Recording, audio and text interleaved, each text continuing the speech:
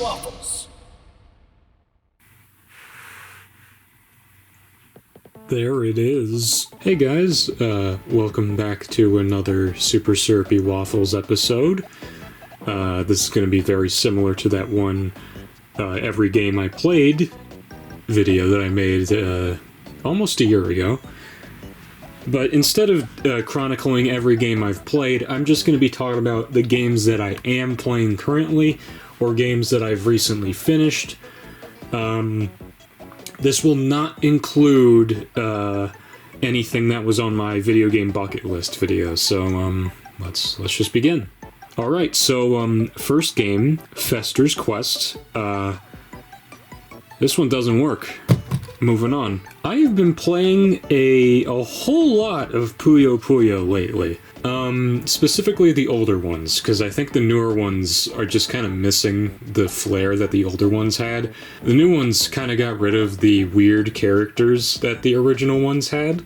These are like really raunchy games sometimes. Like there's lots of talks about the characters being like perverts, the lore. I don't want to get into it, but it's weird. It's really weird. It has something to do with Satan and the main character right there. Yeah, it's not a pretty sight. But overall, I really like Puyo Puyo. I think it's a way better puzzle game compared to Tetris, because I don't know. I just kind of like the randomness of it. Tetris feels more formulaic. Like there's you really gotta be an idiot to mess that one up. Here, you actually gotta try to mess up. Puyo Puyo. Next is a game that's a piece of garbage. Kill la Kill If, or is it Kill la Kill IF? I don't know. This game I got for $50 at a game convention after just spotting it and going, they have a Kill la Kill game? And I looked at the back of it, and it's a fighting game. That's a bad sign. It's a fighting game that I've never heard of based on an anime that is really good. One of my favorite animes, actually. So I got home, I played it. It's a piece of trash. This game is not good. It's an arena fighter. Except, you can't really, like, you can't really play it with more than 2 people. There's CPU matches with more than 2 people, which is really weird that you can't do, like, 4-player. And the actual fighting itself, it's fine. It's very, like, after you get hit, there's pretty much no escaping. It's one of those kinds of games, but what really makes this game fall apart is the weird mechanic that it has, where it's like a rock paper scissors mechanic. Like, you get your 2 characters, your character and the opposing character, and you get like 3 options, and like apparently like one blocks out the other and one beats the other. It's like rock paper scissors, but it's like it doesn't work. It's so confusing. Like, even after I got through the tutorial, I'm like, I don't get it. I don't know what beats what. If you're doing a rock paper scissors mechanic, do rock paper scissors. Ryuko, who is the main character, her main weapon is scissors. You could have done rock paper scissors. Gamagori would be the rock, I guess. I don't know. This one's not very good, don't play it. Next up we have Final Fantasy IV. This is a weird one, in the sense that, well, the first 5 sprite-based Final Fantasy games I'm not that much of a fan of. I just think that they're a little too samey with their look, and I'm just not as engaged with it. Like, one of the big things I'm high on for games are the way that they look. Not in terms of graphical fidelity, but just in terms of their style. And I'm not too big a fan of the first 5 Final Fantasy games styles. I just don't think they're as they're as elaborate and unique as like 6 is, or any of the other 3D games. When I first saw Final Fantasy IV, I was immediately like turned off. I was like, this just looks like an NES game. Why is this on a Super Nintendo?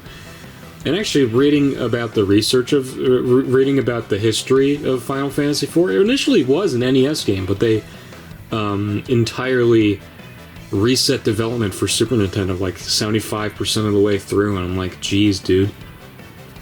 Like, you were almost done. You could have put it on NES. Probably still would have been as good.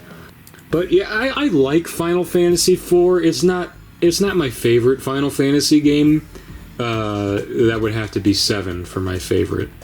But I'm just not. I'm far more engaged with the characters in 4 compared to something like 5 or 6. I don't know. I just there's something about this one that I think is a little bit better than 5, 3, 2, or 1. It doesn't beat 6, but I think it comes in second place in terms of the Super Nintendo Final Fantasy games. I don't know. Well, I'm not too big on the Final Fantasy series other than the few games that I care about, so let me know what you guys think. Next up is all the PlayStation garbage, and we have Jammer Lammy. Weirdly enough, this game, which is a spin-off of the Parappa the Rapper series, is like the cheapest to find a physical copy of. It's only like $50, which sounds like a lot. And it is for a game that's like 20 minutes. I don't know how long this game is. Is it like 20 minutes? Feels like it. It's only like 7 songs. So, I mean, you're not really getting a lot of game out of a purchase of this as a physical copy. But I like Jammer Lammy. I think it's my favorite out of the Parappa the Rapper games. 2 comes close. But I just don't think it's as strong in terms of its songs as Jammer Lammy is. Jammer Lammy has higher highs. Parappa the Rapper music as a whole, I do think it's a little difficult to listen to, especially nowadays.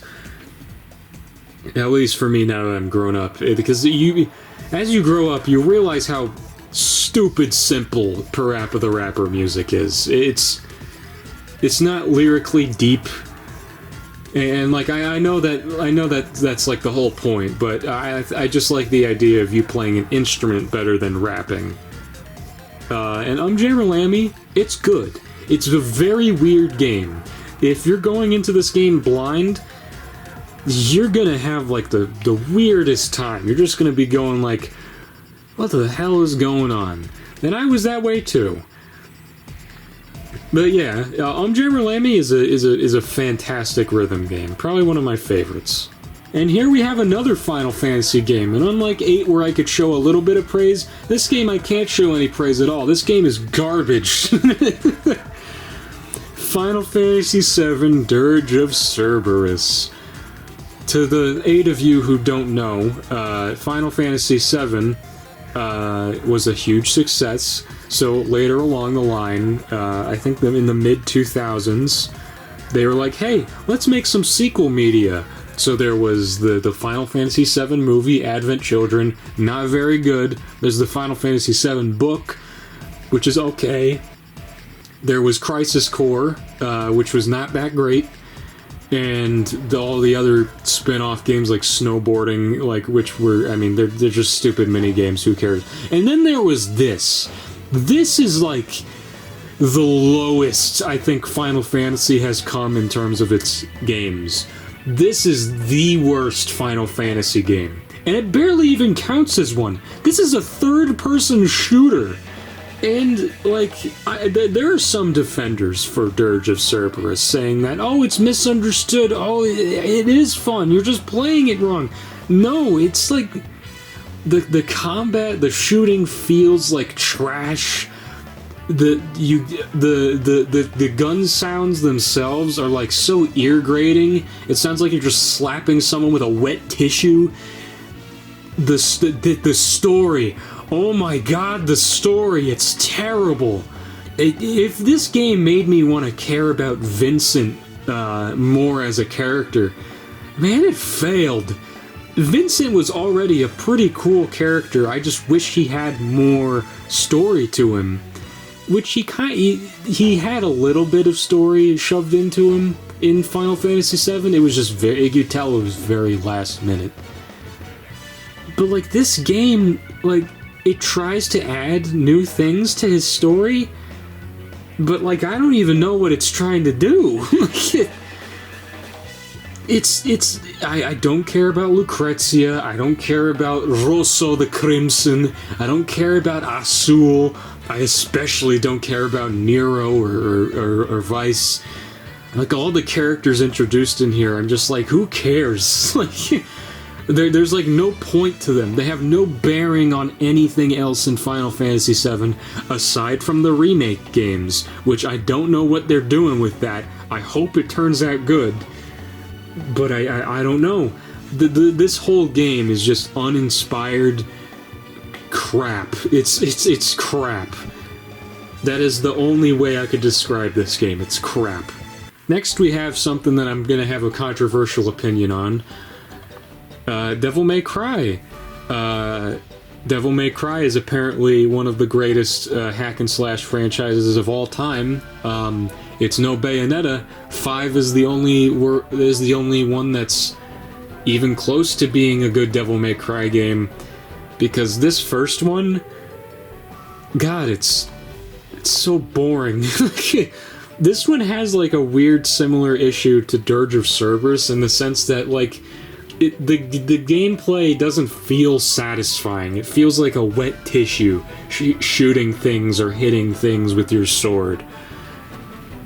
Like as a whole, I mean, this is a difficult game, at least for me. I don't know what I'm doing wrong, but like I just cannot get a hang of this game's like combos and controls. It feels like there's like a noticeable delay in everything that you do. I don't know if that's just a me problem. It probably is, considering that a lot of people love this game. But I don't like it. I don't like it at all. And then next we have Crash Twinsanity. You may be asking yourself, oh, did you get this game autographed? Yep, I got it autographed by Lex Lang, who is the voice of Cortex. I know nowadays people like to harbor on the problems that Crash Twinsanity has, but I think they're excusable. Because, I don't know, I just love this game. I have like a personal attachment to it. I used to watch the cutscenes all the time on YouTube. The game itself is fine. I do think it had something special with the open world of Crash Twinsanity. I thought it was okay at best. They just could have gone far larger in scope for this one, but they failed to do that. But I don't think it really hurts this game too much. I find what they did with it to be perfectly fine. I like the bosses. I love the cutscenes. The cutscenes they like make this game. The cutscenes the Lex Lang's performance is so good. That's why I got the autograph from him. And that whole autographing experience, just going to meet him, there wasn't anyone at his booth, surprisingly. I thought there would be more. But he was a real nice guy, and I even talked to him about Lupin the Third as his role as Goemon. And yeah, he shared some interesting stories with me, and overall, it was a really nice experience to go meet one of my favorite voice actors. So yeah, Crash Twinsanity. It's a good game. God of War, oh boy, this is what I was talking about with good hack and slash games. It's not as good as Bayonetta, but like, it'll do. God of War 2, fantastic. I have not beaten it yet. This is a game that, like, I know I want to beat, but I just can't bring myself to just go like, okay, now I'm gonna play God of War. I don't know, I just feel like this is a game where you really gotta sit down and play. You gotta pay attention to the very minimal story that the initial ones had. I gotta remember the different kinds of combo moves that I can do. I like God of War 2. I like it a lot. But I feel like I would have a much more expansive opinion on it if I played the other God of War games. I haven't played 1 in like forever, and I don't remember a thing from it. And I haven't played 3, I haven't played the new God of War games, and I don't really plan to. But if I just had God of War 2, I think I would be fine with it. I'm sorry I don't have like much to say with this one, but it really is a great game.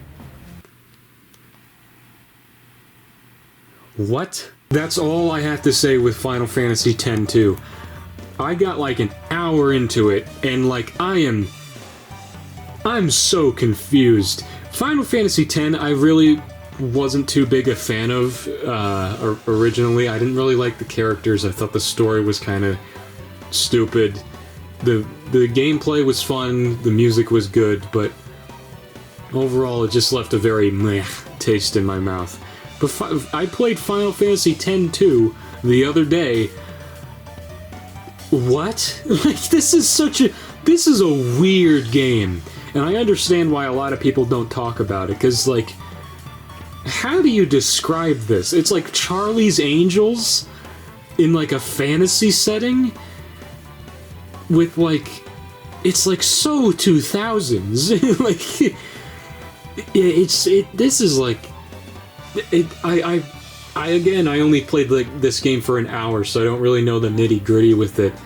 But, like, the gameplay is, like, really good. Like, I think it's one of my favorite battle systems in the entire Final Fantasy series. Even beating out regular old ATB. It feels so, like, fluid and dynamic, and I love the dress sphere system. It's, like, so interesting and intricate. The story is like who cares? But like, does that really matter when your game is this stupid? This is a stupid game, and I'm so glad I played it. I'm gonna play this game a whole lot more, and I bet my opinion is gonna like change drastically. But right now, as it stands, I love this game. I love Final Fantasy X-2. It is so bad. We have only 2 more games left. And one of them... Yeah, if you saw my fighting game video I made not too long ago, you probably know that I'm not too big a fan of the Dragon Ball Z fighting games. They feel like trash. Like, I just don't know how to perform good maneuvers in this game. This is the GameCube release, which has a very awkward control scheme. I much prefer the PS2 controls compared to the GameCube. This is serviceable at best, but I can see why people play the PlayStation 2 versions a bit more. I think the story mode in this kind of sucks, but the what-if scenarios are really what you're playing this game for. Because, like, I don't feel like... I feel like with a lot of these Dragon Ball games is that they just recap... They just redo the stories of the show, but they, like, miss out on so much of what made it so special. And I get that you kind of have to do that you kind of have to sacrifice parts of the story for, like, a whole TV show when you're making a game based off of it.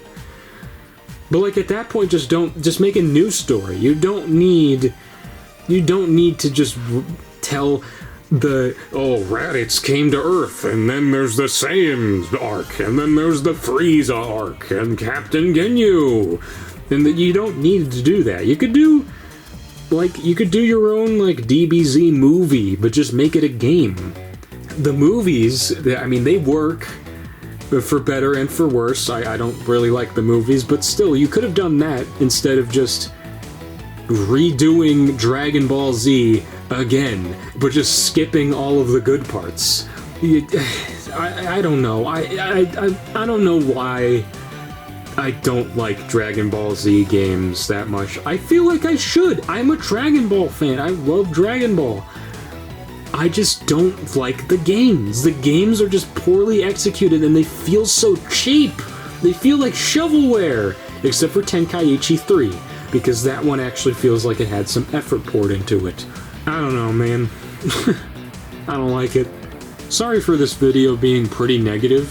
But, like, I've just been playing a lot of crappy games recently. And we're continuing that trend by, oh boy, Crash, Wrath of Cortex. Oh, ugh, this game is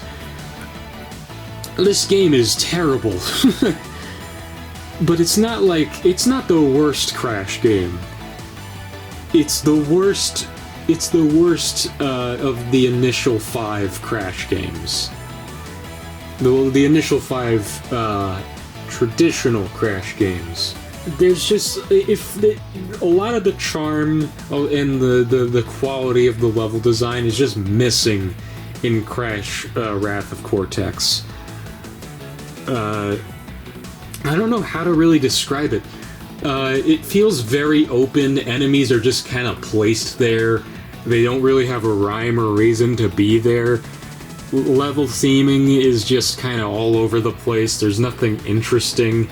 Some levels don't even feel like they should belong in a Crash game. They just feel like something you'd find on like the Unity asset store. Just as a whole, just a very weak outing for Crash.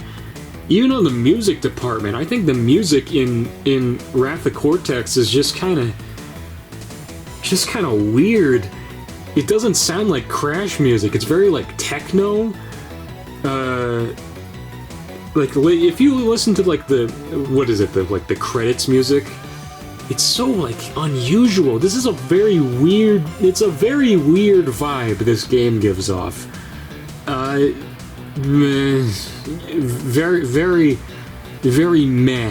Very meh game. And well, that was everything. I don't really know how to close out this video. I did this on a whim because I was bored.